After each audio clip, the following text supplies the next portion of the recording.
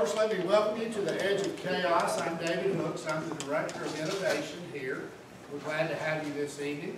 This space was built to design to capture creativity and innovation and intellectual capacity coming out of the university and do good things with it across the community. I can think of nothing any more creative or innovative than the speech you're going to hear tonight.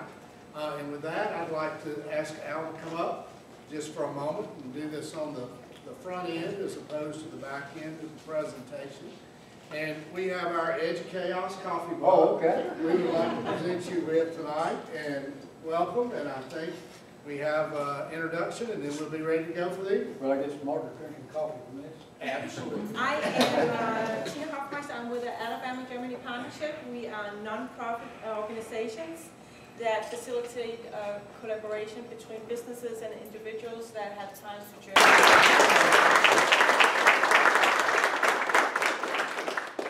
always enjoy talking about space exploration and the time I was involved years ago when I first came to Alabama. But the engineering of Saturn V and sending American astronauts to explore and to walk over the moon would not have happened in the normal course of human events. And it would not have happened, not only with human events, but without extraordinary men who were involved. I was a propulsion engineer, and I worked with them. I was an ordinary engineer, but I worked with some of the extraordinary engineers. And I know I can see the reason that we went, but it was more than that. It was a phenomenon. Actually, it was an alignment of several phenomena. Is the reason we sent American astronauts to explore the moon. It would not have happened otherwise. But it perhaps, our journey to the moon perhaps started with a man, actually it may have started in the 18th century when there was a young writer in France that wrote about, his name was Jules Verne, and he wrote exciting novels on sending, he wrote two, to send humans going to the moon. There was a young boy that read the novels and wondered, and in his later years he entered the University of Heidelberg, Germany, and he studied medicine. He was going to be a medical doctor. However, he couldn't get out of his mind that he knew, from Jules Verne's novels, that you could actually send humans into space. And he wrote the equations, the scientific equations, and the math and science. And he wrote about it for his doctorate. And he got turned down on his doctorate, of course, but because he was studying medicine, and he tried to get it published. And because he'd been turned down on his doctorate, he couldn't get it published in Heidelberg. He was turned down with 17 publishers.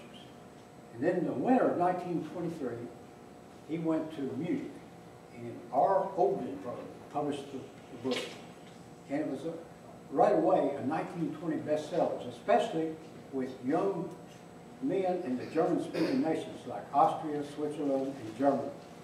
And it ignited kind of a firestorm. These men they read the book. One of them was a 12-year-old Werner von Braun. And von Braun's father was grooming him to manage the family estates they had in Silesia. And his mother was hoping he would be a musician because he could play the piano and the cello. And I've heard him play the piano and banjo. He could write music. And his mother wanted to be a musician. But he read Herman Ober's books, and he knew what he was going to do. And there were so many of these young men, they started forming clubs. So there was one, Johannes Winkler, that formed what was called the Society for Space Travel. It was a VFR in Germany. And they had the first meeting in somewhere in the 1920s, and his father was a Lutheran minister, and in his church, I've heard two stories. I knew some of these men. And but I think the first one was there, and then they moved to the Golden Scepter. That was kind of a beer tavern or guest house, as they would call it. And they started meeting there. Herman Oberth joined them. and so did a lot of the other men who continue to be part of the story and are the reason that we sent American astronauts to the moon in the 1969 through 1972. They moved to Berlin, and they got an abandoned ammo dump north of Berlin, and they started designing and experimenting with rockets. They weren't notably successful. I think the first good one was Johannes Winkler, launched a rocket in 1930, and that's probably the first liquid rocket launched. I know there were men before that, but as far as coming out on with anything to continue, that was probably it. They got up to where they could prove it. They took it to the German Standards Division and tested, measured, fired it, tested the thrust and the duration and things like that. Mainly they thought if they could get it in the Standards Division, which they did, they could get better funding. But they did. One of their members, and I'm not sure he was a member, actually it was two of them, they were members of the German Ordnance Corps.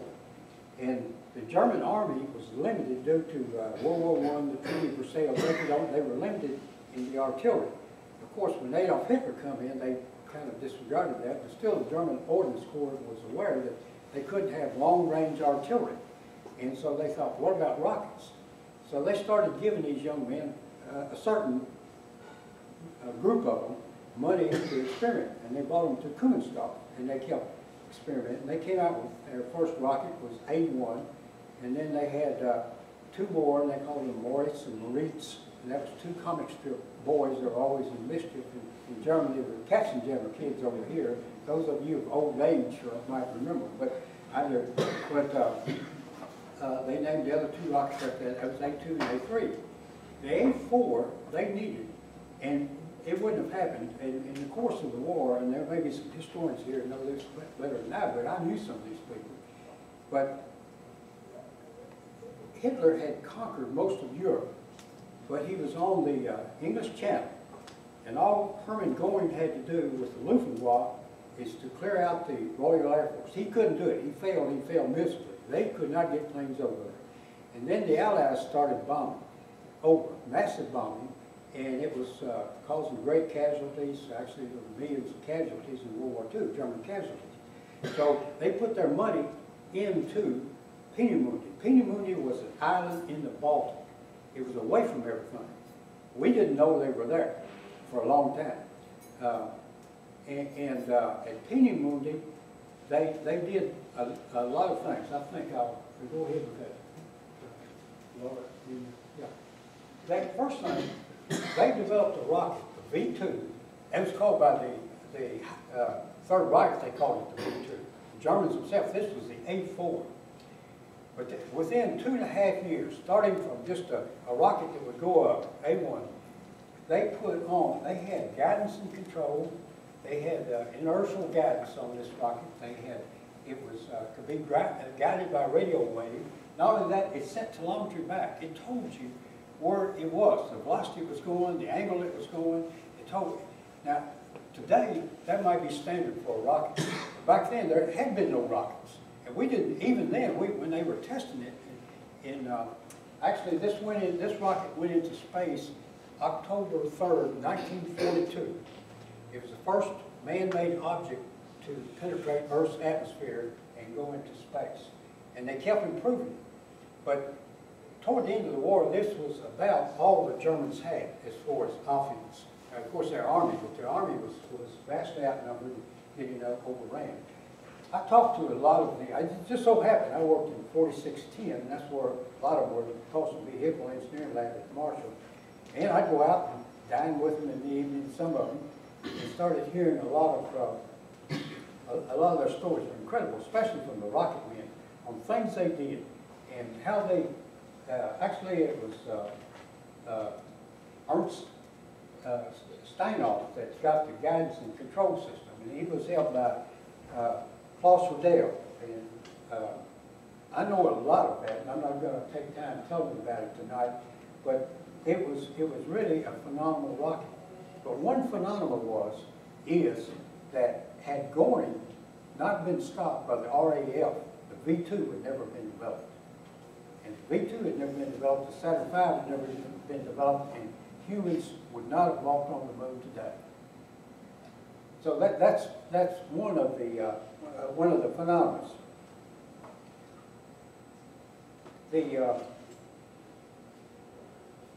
That was guided. It had a radio beam. They could guide it. They could send it anywhere.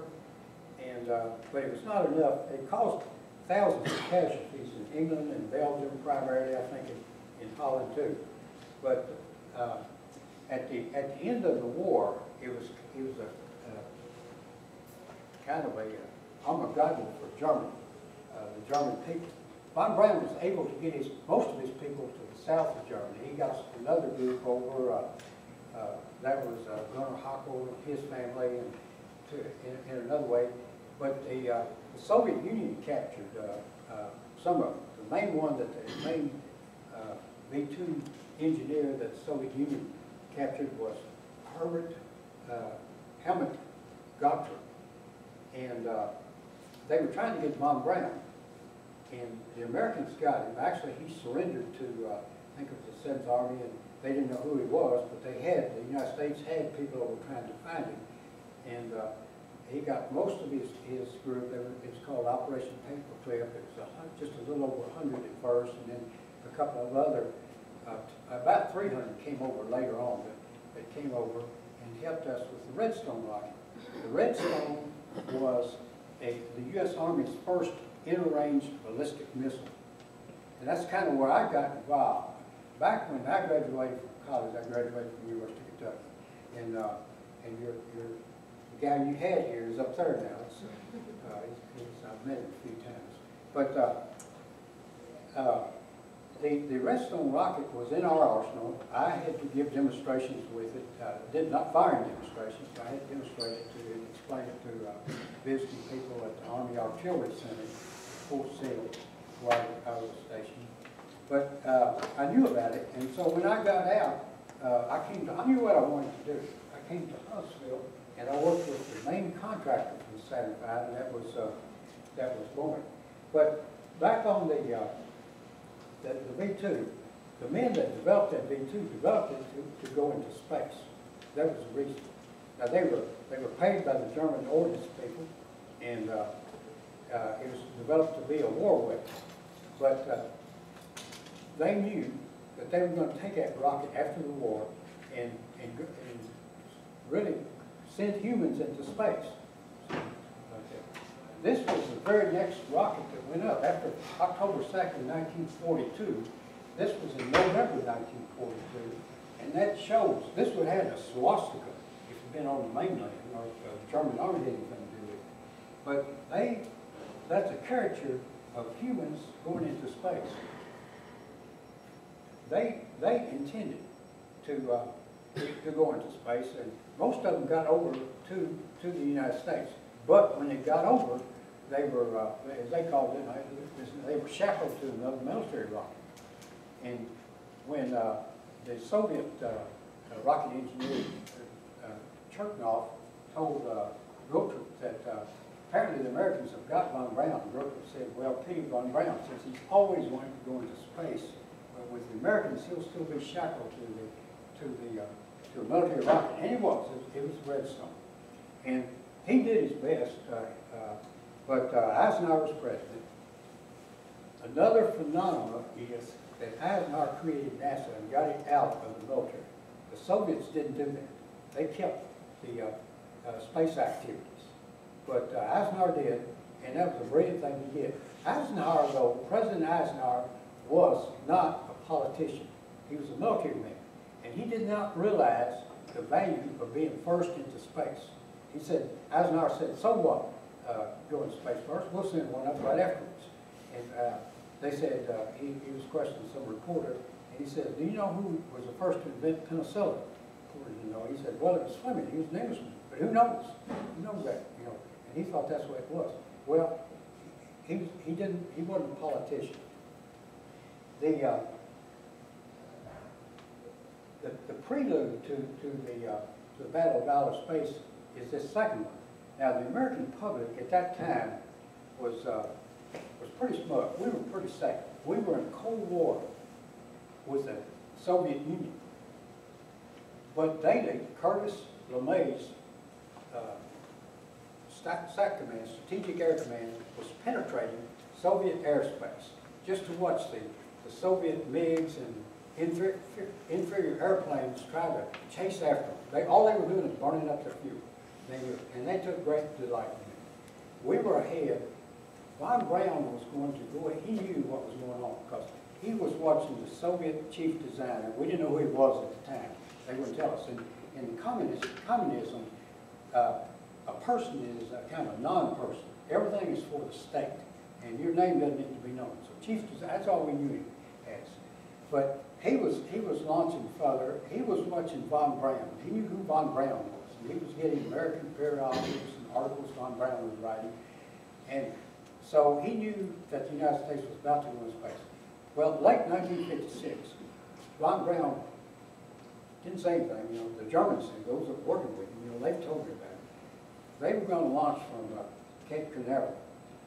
But word got back to Washington that von Braun might have his rocket going into space. So they halted everything. They went down and they took that fourth stage out and they emptied those solid rocket, there's a solid rocket disc they had in there, filled it full of sand, put it back on. Von Braun launched anyway. And he went over 500 miles high. He went 3,700 miles down range. And there were 2 Soviet submarines out there tracking that launch. And chief designer saw that, and he thought von Braun was trying to launch, and he failed. And I better hurry up. So Americans were still feeling pretty smug. You know, we were safe.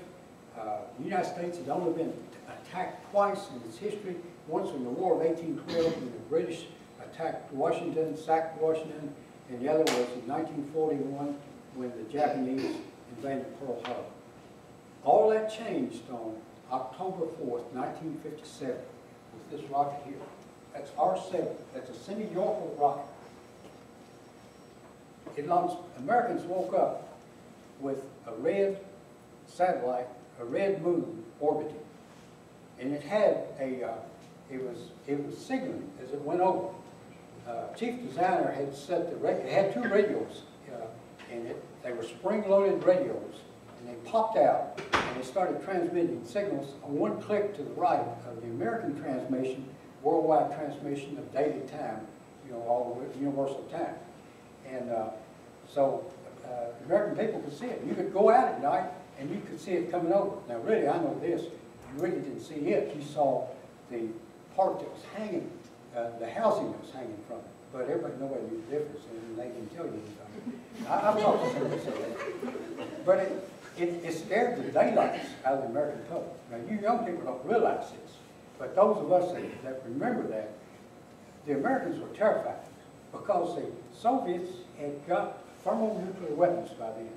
They'd stolen the secrets from the United States, and they could bring down an atomic bomb on Omaha, Detroit, Oklahoma City, Atlanta, any city they wanted. So all that security the United States had went out. Eisenhower really didn't understand the fear of it, but he did after a while, pretty quick.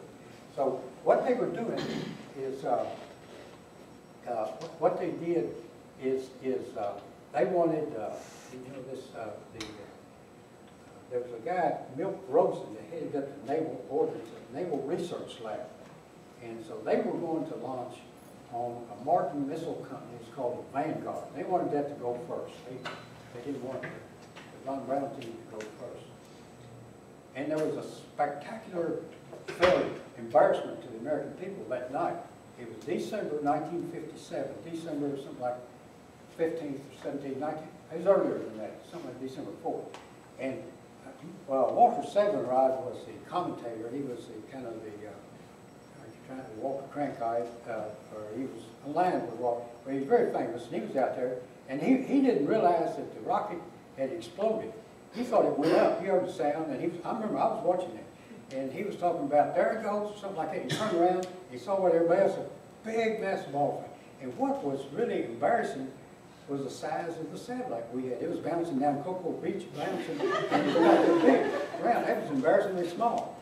And so the newspapers, I mean, from coast to coast, the Dallas Times questioned whether maybe the communists had a more disciplined form of government. The New York Times even was questioning the way we did things, the way our technology was.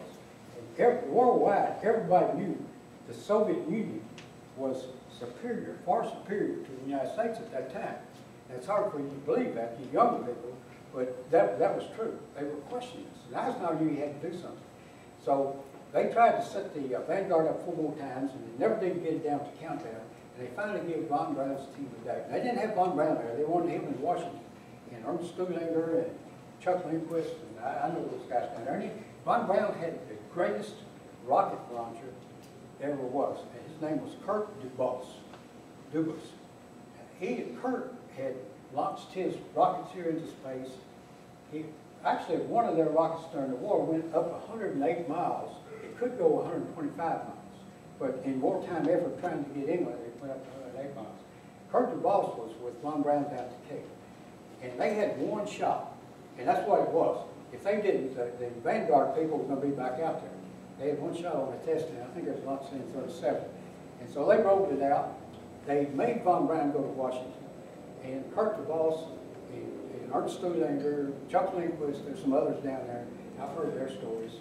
And first launch, it actually went further up. And I've heard Von Braun tell the story. It was about 90 minutes. It's supposed to pick up signals. It's supposed to be launched. 90 minutes went by and there were no signals. 92, 98, 100, no signals. Von Braun tells the story about all these generals walking away from him, And then all of a sudden, 108 minutes, all stations came in. They all had that signal. Actually, Stuhlinger pressed the final button. And back then, you didn't have a lot of instruments. You had a timer, and you had when it went. You know it didn't burst up there. And you had in your mind and on paper where it should be.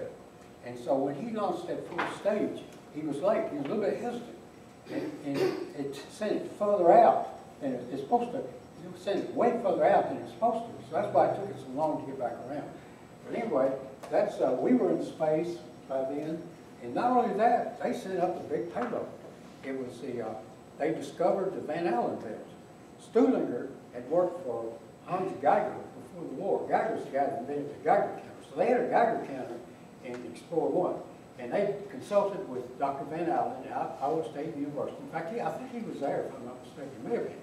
But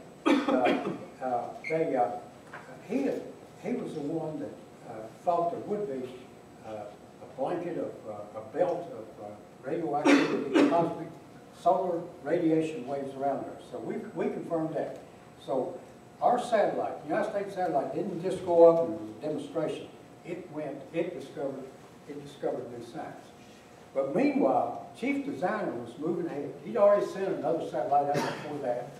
He was sending enormous payloads up. He was sending animals up. He sent 2 dogs, and then he sent some turtles up, some other stuff. And the United States was just, we had that one launch, and things were looking at good. In January 1961, John Kennedy became president.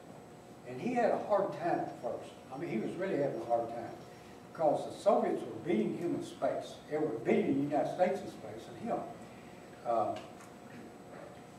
He was getting challenged in Berlin, had the Berlin crisis, and the United States had to respond there. We had the look down to the south in Cuba, and they had nuclear-tipped missiles down there. And so he was having real problems, but he was worried about space. So he writes to 10 people that he trusts, whose wisdom he trusts. And he says, what can we do to beat the Soviets in space? One of the 10 people was Werner von Braun. And von Braun wrote back, he says, we can beat them to the moon, and we can do it in 7 years. So on on May 26th, is it? Yeah, 25th, 1961, before Congress, Kennedy goes, and if you notice, he says, we can send a man to the moon. I want you to remember that, because I'm toward the end. But, and bring him back. And there's no greater or impressive achievement. Now, if he did not say that, we would have never gone to the moon. If he had never said, in this decade, before this decade is out, we would never have sent men to the moon, astronauts to the moon. There's a reason for that. Well, it's historic, and I'll get into it later on. But because he said it, and he was a modern president here in 1963, as you know, and the American people then dearly loved John F. Kennedy. I mean, they revered him. I do because of what he said here, because that really put us to the moon. But that was the beginning of the engineering of the Saturn V. And this is the Saturn V. It's 365 feet tall. It's got 3 stages. I'll tell about it. I'll tell about some of the extraordinary things about them. The first stage was extraordinary because of the mammoth engines it had and what it was using, the fuel it had, was kerosene. And when I grew up, my people farmed in Kentucky, Indiana. Actually, my dad's people owned both farmland in Kentucky and across the river in Indiana. And we had 10 tractors, and 7 of them were gasoline. They kept those gasoline tractors up on the higher ground, but down there where they had that murky mud, that gum mud down there, it took a lot of torque to pull through it. They had those diesel tractors down there. So I knew diesel was a powerful fuel, but that's what this was fueled by. This was altogether different, and it was a new fuel that we still use today.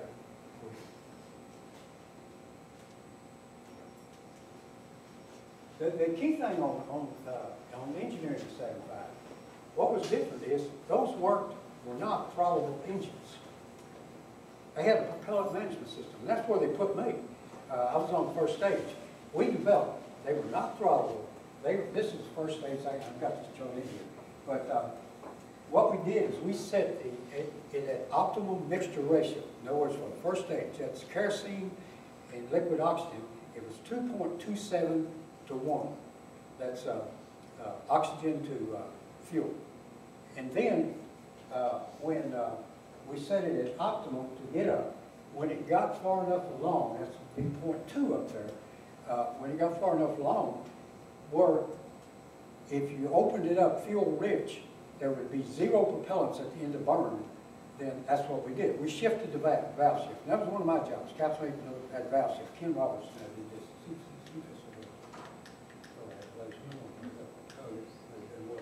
Anyway, but yeah, I calculated this point here, for example.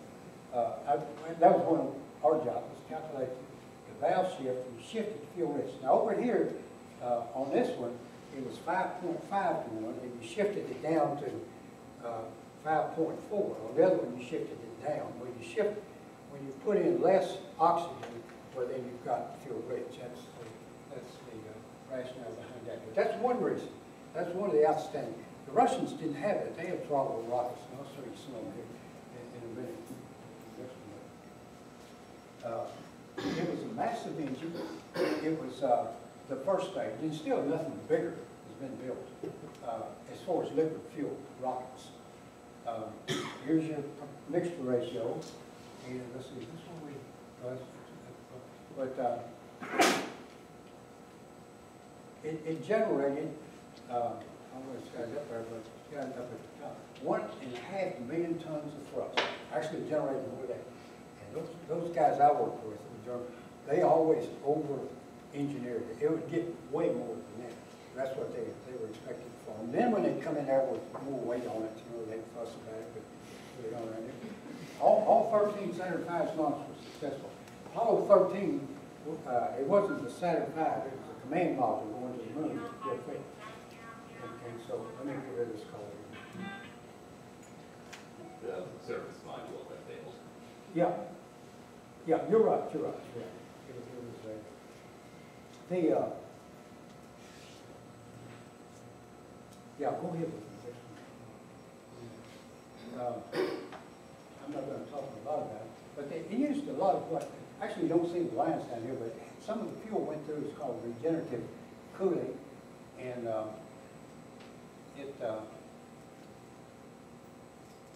it had one thing that the Walter Field did, at Pennywood.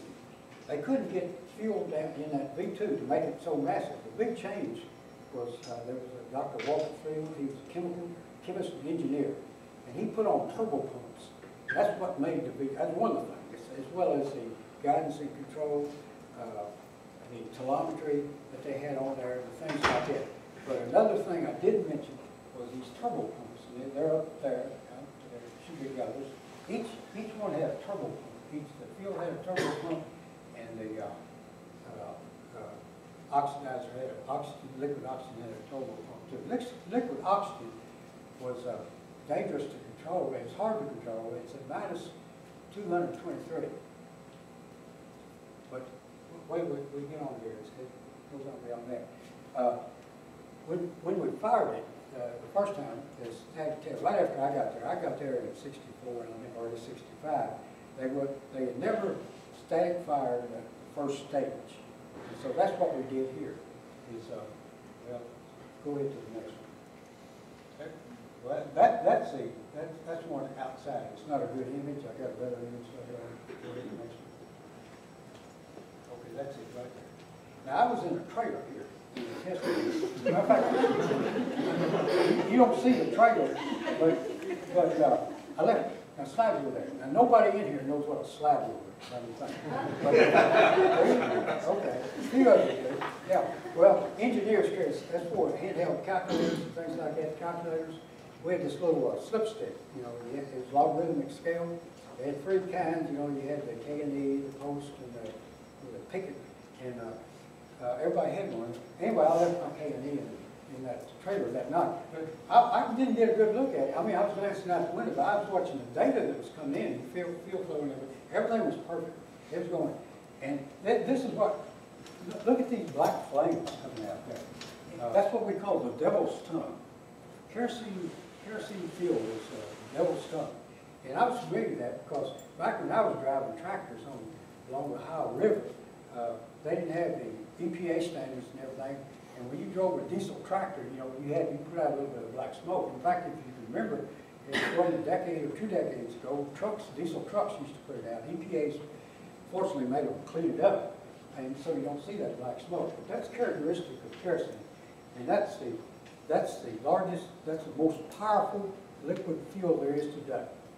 And, but they sent Ken Robertson, another guy.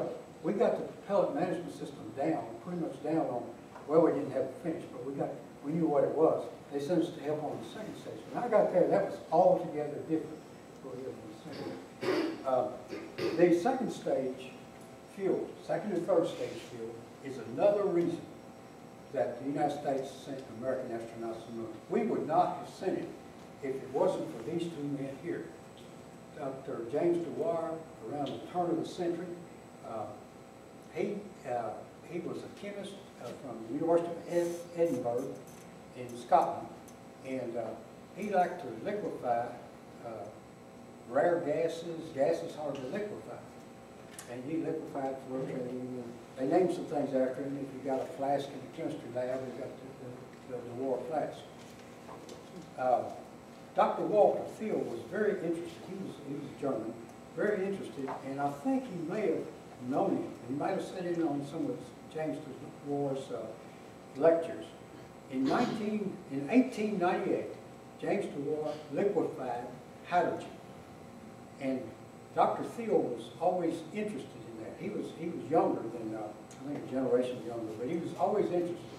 And I'm working with his grandnephew now, Karen Field. She's trying. What I want from her is there any indication that he did? I got an idea he did. He didn't attend lectures, maybe met with him. But the reason Dr. Field, working with when the Germans went out for rocket engineers, he got involved with developing the A rockets, A1, A2, A3, and A4. But he believed that you could develop a liquid rocket, and he did. He developed, a liquid hydrogen rocket. And he did. He developed the first liquid hydrogen rocket in Kunsdorf, Germany. And then they got into a crunch on that, developing the A4, which is V2, and he had to leave that. Dr. Thiel got killed on the first bombing by the Allies on the night of the 16th and 17th of August 1943. It wiped out a good part of Team Moody. It wiped out Dr. Thiel and his family, and so they were out of the picture. But he had two men working for him. One was Kraft Ehrlich, and the other one was Martin Schiller. They came over with von Braun, and they were assigned to the Redstone. Well, Kraft Ehrlich, what the Americans did at that time, they tried to farm a lot of these German scientists out, rocket engineers out to other companies. So they sent Kraft Ehrlich to General Dynamics out on the West Coast. And Kraft Ehrlich was a believer in liquid hydrogen. He could see what it would do, that it was fast, it didn't weigh as much, it weighs something like 0.58 or something. Anyway, it doesn't weigh nearly as much as kerosene.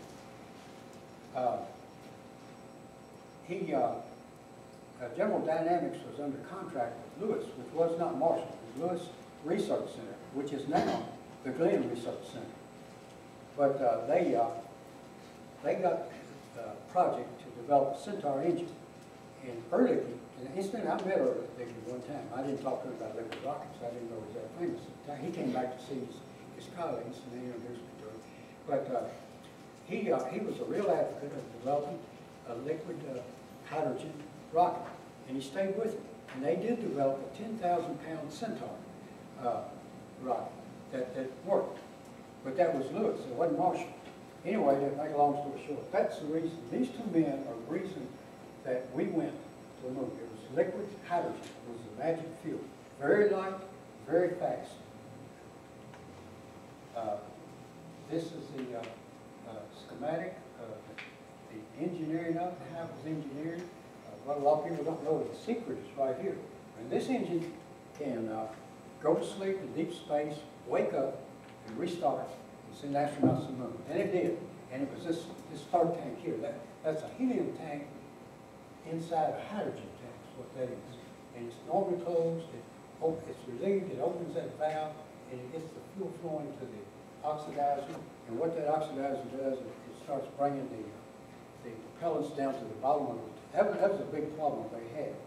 They had it at Pennywood, and that was solved by Warner Down, who I know, he's the last, he died not too long ago. But anyway, it was amazing how they solved problems in short periods of time. This Saturn V was developed, you can say, from 1962 to 1969. It was all new systems, all new rocket engines, and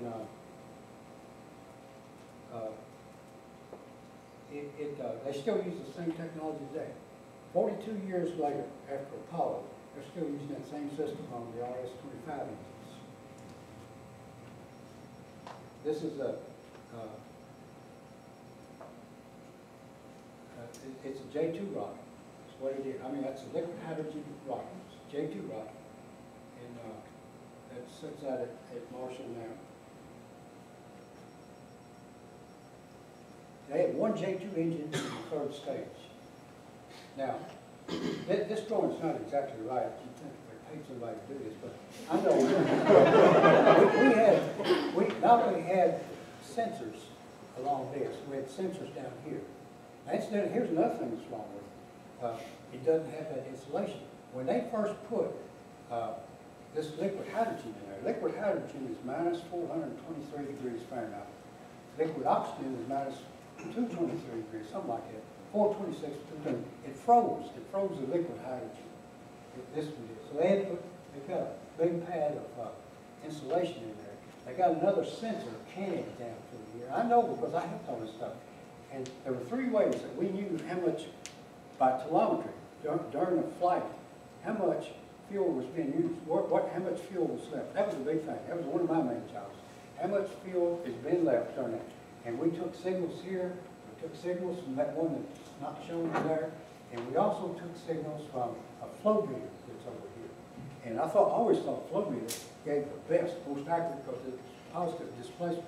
Whereas you had slosh, every time the missile turned over on its 70-degree flight, things like that. You had, you couldn't get an accurate reading. But what you do is, we developed Ken Roberts now. And Ken really did most of this, he's better on computers. But we developed a method of determining what we would say, we would state was fuel remaining in gas tank and fuel tank. Propellants remaining in gas tank and fuel tank. Now, the propellants were moved, on that first stage, it was something like 28,000 pounds per second was what the first stage had. This one had quite a bit, but it was okay. But anyway, go ahead on this one. I knew we were going to I can't hold up on that. Okay, hold up just a minute. Another reason we went to the moon is the guy that was head of the Office of Manned Spaceflight. Notice that word manned spaceflight.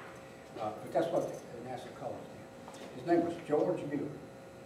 And later on, I expect, but what they did, none of those engines had been flight tested.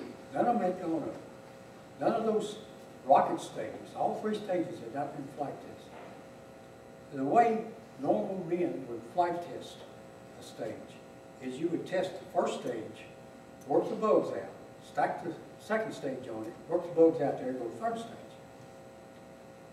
They said almost at the beginning, what we're going to do is go all up. We're going to test all three stages at once. We thought they were crazy, those of us working.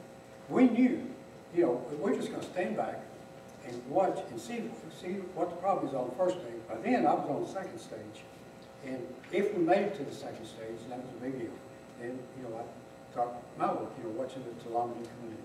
So, on November 7th, I've got to turn off your mic. okay, I'm sorry, you're right. No, I got it. When I knew, we were going to the moon, it was October,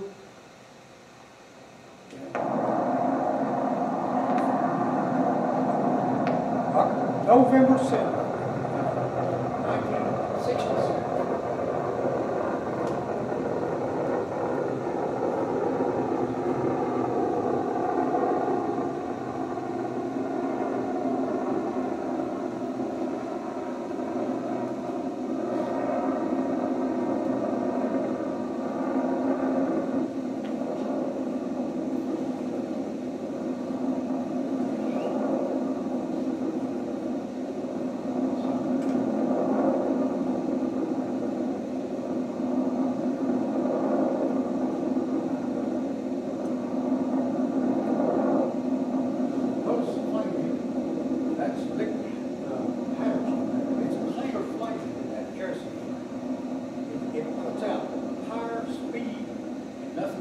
1967.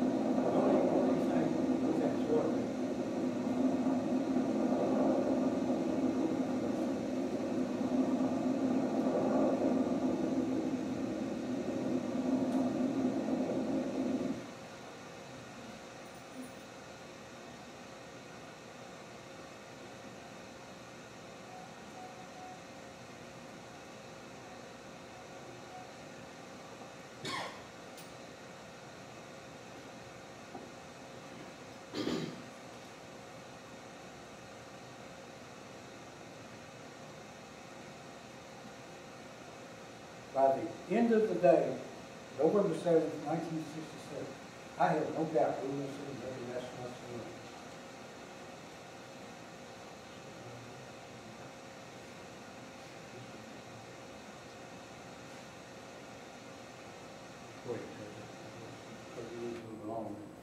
Yeah, I'm going to show you some still pictures, and then we're going to send launch Neil Armstrong. I may cut that launch a little bit short because we're running on time.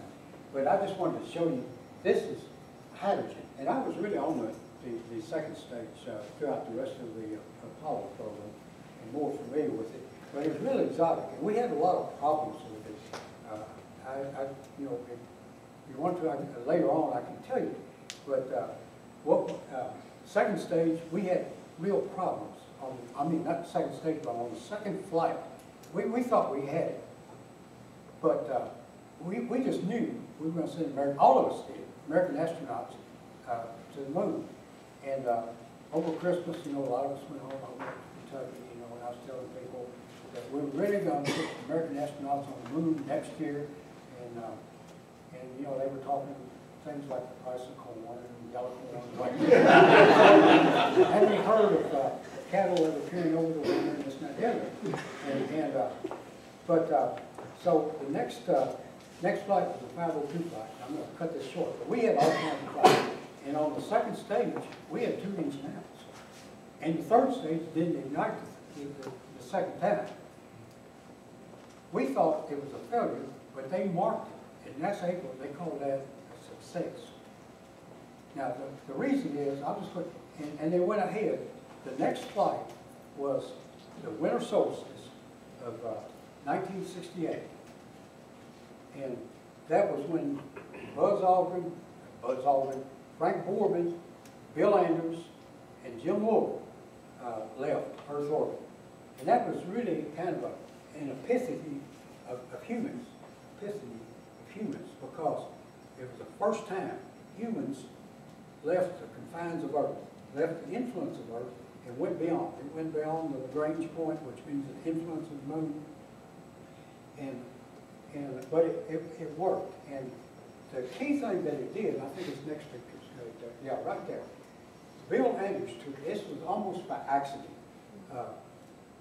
Frank Borman was turning the capsule around. Jim Lovell saw that picture and hollered at him. Bill Anders had this color lens, Hasselblad, and he got it out just before it turned out of sight. It was turning this way. And he got that picture. It's an iconic picture today. It's probably one of the best known icons.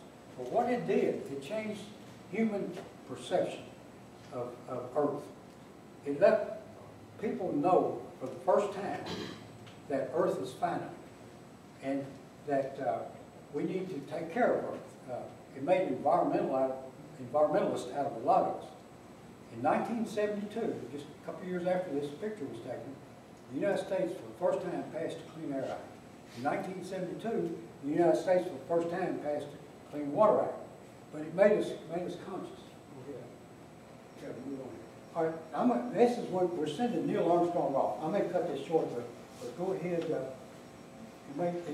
10, 9, ignition sequence starts.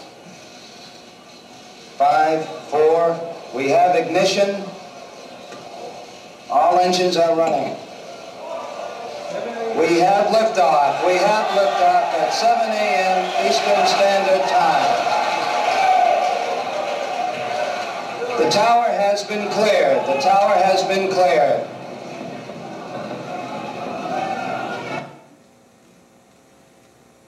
Let me go ahead and talk over some of this. The reason Mueller, it was over Christmas, 63, 64. He looked on the schedule. He was just taking over the Office of Manned Spaceflight. He saw that if we didn't land astronauts on the moon before 1970, that we never would. I thought he thought that. And I saw him a few years back. He's an old guy. I'm an old guy too, but he's a few years older than I am. And I asked him about that, and he said that was right. And he called Von Braun over Christmas.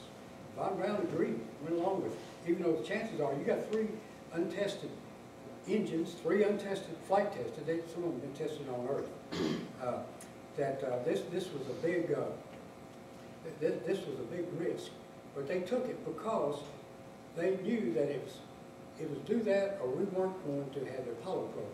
Vietnam War was heating up then, and it was consuming larger portions of the United States budget. And if you're a president, I don't care which party or who you are, when you're a nation at war, your priority is to win that war first and going into space is second.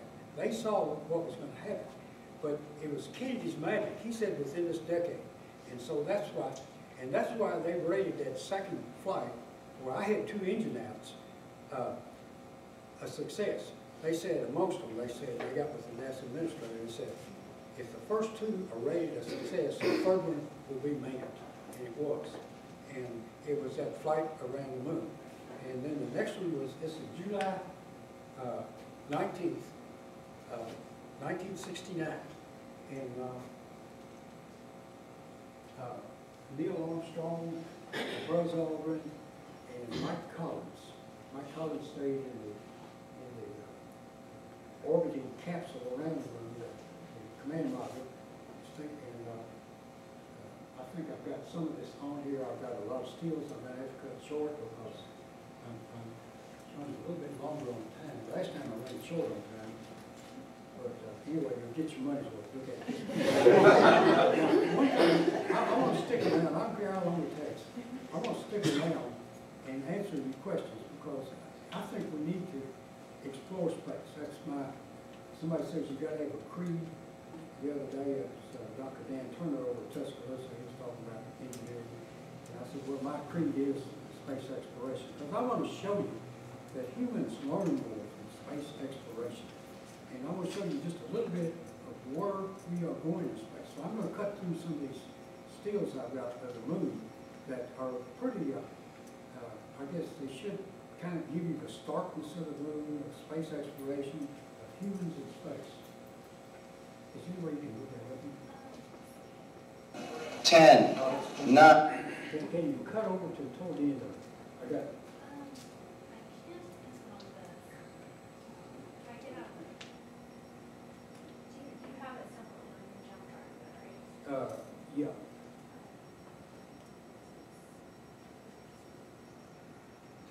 10, 9. Yeah. Ignition sequence start. Yeah, bring it way on over. 5, Now bring it over low.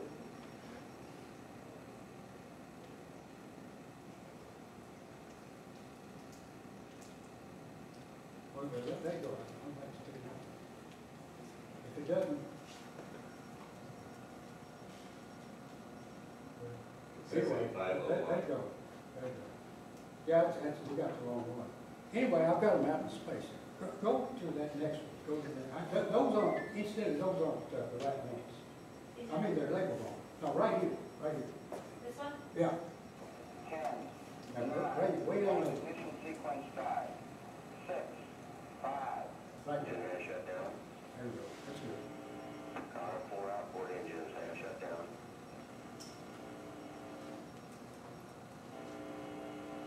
Booster engineer reports ignition on our second stage. Our first stage will be falling away shortly. Now next day's work done. Again, the greatest weightlifting effort ever. Mark 2 minutes 50 seconds, 40 nautical miles in altitude, 70 nautical miles downrange.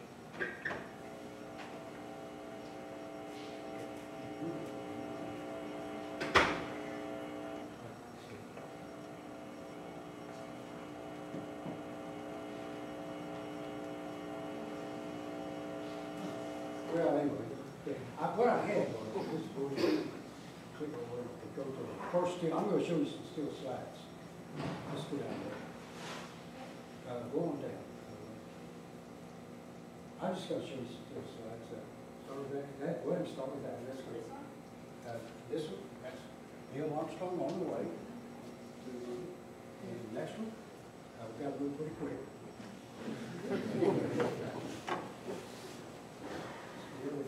I'm not gonna, I could talk about all of these, but anyway, coming up on the moon.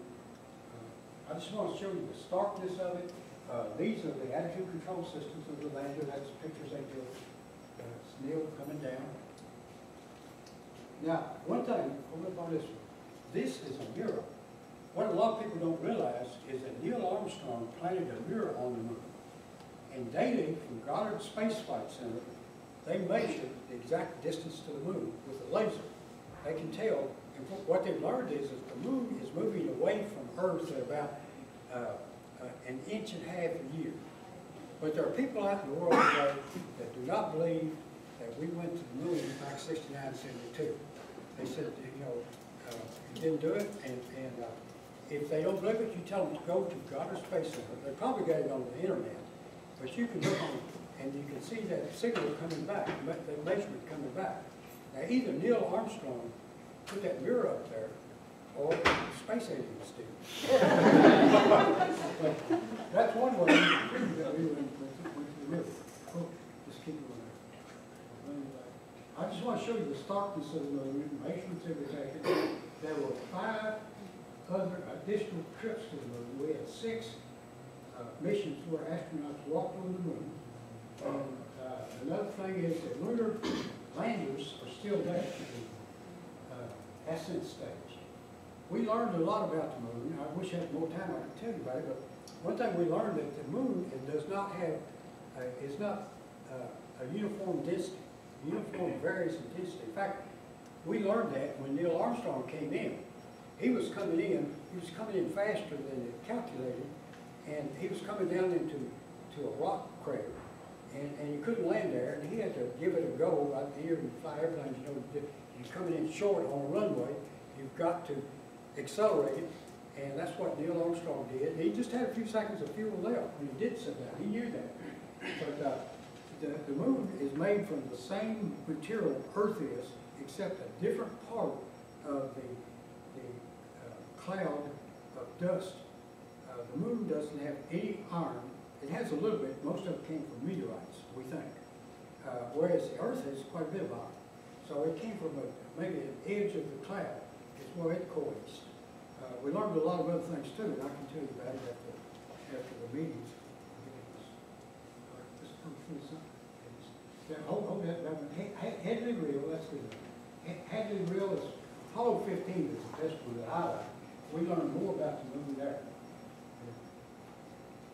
That's the last one on the moon. Okay, that's the footprint of the moon. Well, I got two or three personal ones in here. I was talking with Jack Smith, and Smith is the only astronaut that was not a fighter pilot. Eisenhower had designated that the astronaut corps would come from fighter pilots or test pilots. And that's what all of them were. And they were all liked. Some of them, none of them were much taller than me. And about as light as I am. I still see him every now and then, saw Buzz Aldrin. But Buzz is, you know, he's spanned it out, but he's still not even tall. But this guy was. He's the only one. That's Jack Smith. He's the only one. And I was talking with him one time. We were talking about the helium 3. I was asking about that. So we get through asking to autograph the same. So he autographs it. And he didn't write real well, but the helium 3 isotope he found in going to the moon. Go ahead. I've got some others. This is what Neil did for me. Go ahead and the next one, Lois. That's Charlie Duke. Now, I like this picture regardless of what I've got on there. And the fact is, he looks it looks like a spaceman, an alien almost, the way he looks. That's one of my favorite pictures. I gave that to him. This one he said. Okay. Say just a little bit about why the Russians didn't go. Chief designer died in 1966 after a botched stomach operation. But he was a brilliant man, and he was a brave man. And he would stand toe-to-toe with bombs.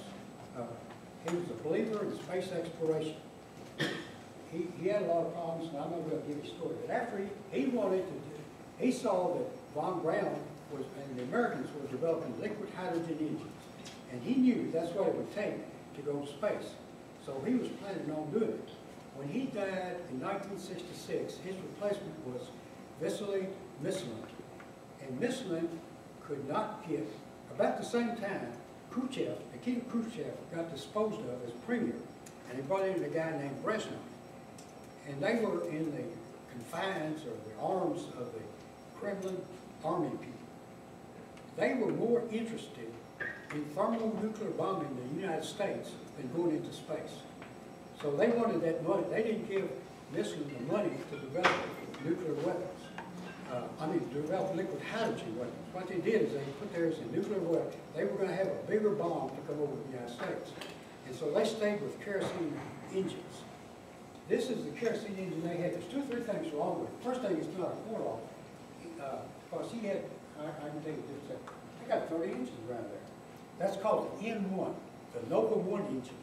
And it's they fired four of them failed. Didn't get very far. But I just wanted to show you that. They put their money into war machines. They didn't go into space. They lost the space race. And they lost influence. They never really threatened the United States again, like they did in Berlin and Cuba, Venezuela, and some other places. The Soviet Union lost prestige around the world because they looked bad compared to space exploration now. Korolev was gone, Yuri Gagarin was gone.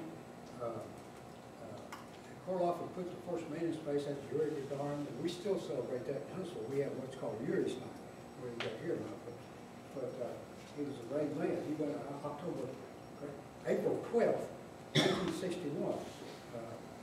His signal was, they asked him if he was ready to go. Nobody had been in space before. And he says, "I'll call you." That means, let's go. And he went up in space, the first person, first human to be in space. But their leaders were gone. They failed. We didn't know they were failing. We were always concerned that they were going to come back. In fact, they did. What they were going to do is try to, take up time, I know, but what they were going to do, before we launched on July 19th, 1969, they were going to launch, and they did. They launched the probe. It's going to scoop up, go to the moon, scoop up some dust, and bring it back. And what they're going to say to the United States when we got back with our astronauts, they're going to say, "You don't need to see the astronaut. Here's the moon dust right here." But they failed on it. There's a story on that one too. Anyway, let me show you the chief designer here. His name was Sergei Korolev. And he was brutally treated during the Stalin's time. But Stalin got him out of the gulag because he heard about von Braun to design the R-7 rockets to work with the Germans. And I could say more about him. I met his daughter once in Fulton next week. That's the Talented Crew. She gave me a lot of information on her father. We had a good talk over that. And I think there's a German press corps that brought her over. And so they took that picture and they got her to sign it, and they sent it back to me. The Apollo of Apollo is what I say here. I believe that the profound effect of Apollo was that it raised human essence beyond Earth and to the human exploration of another body in space. And Apollo proved that humans have the potential to be a multi-planet species. But Apollo did more. Go to the next one. One of the last missions I was on skydiving. It was Saturn V launched. What was remarkable about skydiving was solar energy. We first time used this much, we'd use solar energy. The Soviets used solar energy, but we had supplied over half of the mission electricity there, and I was impressed. So program's over with. I started my own business in 1974, and one of my first projects is, up there where I'm from, we grow corn and soybeans and wheat. And down here in Alabama, it was all cotton, king cotton back then. Y'all young people don't remember, older ones do. But Gold Kist out of Atlanta is going to put in a soy processing plant. Well, I knew how it worked because my father had been a manager of the Ohio Valley soybean cooperative, and they put in the first, what is an advanced system. It was called solvent extraction process. So I go over and spell my name a little different, and the manager, Travis Mitchell, he recognized me. He knew who my father was. That's how I got my first work, engineering. But they built this $8-point-something million plant there in Decatur, and they had the OPEC embargo at that time. A soy plant works primarily on fuel oil. They couldn't get oil because the OPEC embargo was a political thing. The Organization of Petroleum Exporting Countries wouldn't let Alabama have any oil. I was sitting down there one night with the chief engineer, Dr. Joe Cox out of Atlanta, and Travis Mitchell, the plant manager there, and I said, well, I can get this plant running with solar energy. A few days later from Atlanta, Joe calls me, it's an error. And that's it. We operated that plant at 87% capacity with this solar thing. And I got that from the space program. I got that, that concept, and we did it. And it operated. That was the only soy plant in the United States that was operating. The price of meal and the price of soy oil was skyrocketing because nobody could operate. But Gold Kist made a fortune out of it. Let's go on to the next one there. This is what came from exploring space. And I'd like for y'all to realize that it's more than scientific knowledge that you get from going out and learning about new science and things like that. It dispels, this is just a sample. And in 1972 dollars, the total investment over 10 years in Apollo was $19.4 billion. So But look, what we got, this is just a sample. It changed, it transformed life. It transformed the world. You know, we have postal mail that take 2 or 3 days to get a letter to somebody else. You got it instantly now with email. It used to be, if you had a problem inside you, something was hurting, they used to have to do invasive surgery before Apollo. They'd open you up to see what was wrong with you. A lot of times you died from the invasive surgery. Now, you got MRIs, CAT scans, things like that. That's all because it's weird. Okay, keep that. Now, here's a new system. I don't know. This is how we're going to go better system. Zero fast boards, if we get it running. It's going to run a short time. It's high density electric propulsion. We just have to skip it. Okay. Just let it run a short time. It's called electric propulsion. And it's better than what NASA's got now. I went over about 3 weeks ago and told them, they said, well, we've already spent $37 billion on this Hall thruster we got. They kind of act like they know. But I had been funded. How I got this going was with NASA money and the University of Michigan. And I've got the University of Kentucky working with me on that. So we're still, all right, go to the next one. Tell you what we're going to, well, I'm showing how it works, but go ahead to the next one. This is how, what we're working on in Huntsville, Alabama now. I'm not working on it personally, but I know the people on Todd Mays, program manager. It's called the SLS, Space Launch Systems. And go to the next one. I'm about ending up here. This is what it is. And this is the 70 metric ton. The top weight, the Saturn V lifted 125 metric tons. The one we'll have in 2020s is going to be 130 metric tons. Now, this is not personal opinion, but I'm sure I'm right. But this is not the best design for this. And Todd May, and they know it, but they work for NASA, and they can't say anything about it. But this rocket, the upper stage is good. It's got the liquid hydrogen engines, no problem. Here, it needs to have what we had in the Saturn V. It needs to have kerosene. These are not needed except to get votes for the money to develop this. This is amazing. In fact, ATK in Utah, and if you're going to get orange hats and people like that to approve that $18 billion that NASA gets and the $3 billion for that, then that's how it's going to look. It'll work, but that's not the best way. And you can quote them. Okay, this is what we're going to go. And incidentally, I believe by the time we get to the 2020s, y'all wait and see. The SLS will have kerosene engines on the booster stage. Watch and see if I'm right. Go ahead. Okay. To do the heavy lifting, we're going to have that. Now, when humans can go to Mars, it's going to be a real ordeal. It's not like going to the moon. It's much more, you're going to have humans in space, and you've got problems with amnesia. Your humans traveling through space have amnesia, you've got radiation, you've got bone mass loss, muscle mass loss, you've got motion sickness, you've got salt and water balance, and did I say radiation's a key one? So it's going to be difficult, but we're smart enough. Humans, I mean, I can't give you an answer now, but I know that by the time we get to 2030s, that we will have humans. Well, I don't believe that it's going to be quite like that. It'll be underground. And if you look at how paleo man back during the Ice Age survived, they went into the caves for a while. Underground, it's about constant temperature. Here in Birmingham, and we used to do some geothermal projects here at Demopolis schools and some other places. And so I know it's about 60 degrees year-round. It varies a little bit, but not much. Depends on how deep you go. Up where I'm from, northern Kentucky, it's about 58 degrees. We did some geothermal projects up there year-round. Why the cavemen went to the caves when it was minus 33 up above is because it's probably about 58, 55 degrees. And they survived. And they had these cave paintings. You can see them over in Europe now.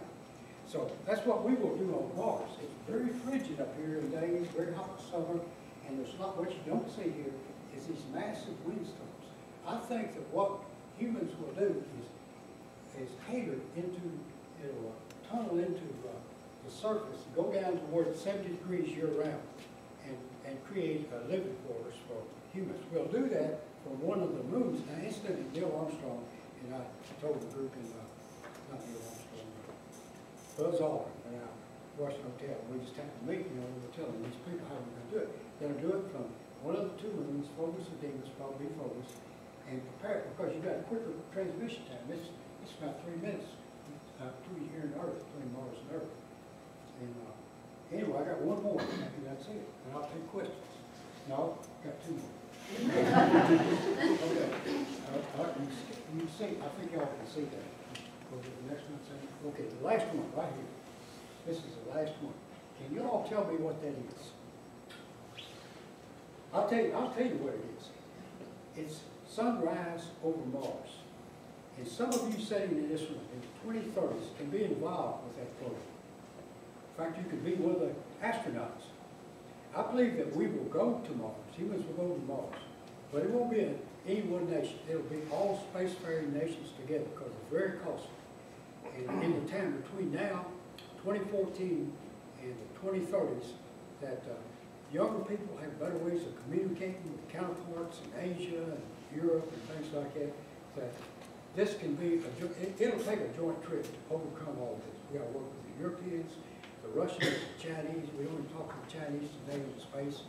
And, but I think all that will change in time. But it's all, especially the younger generation, to see it comes to market.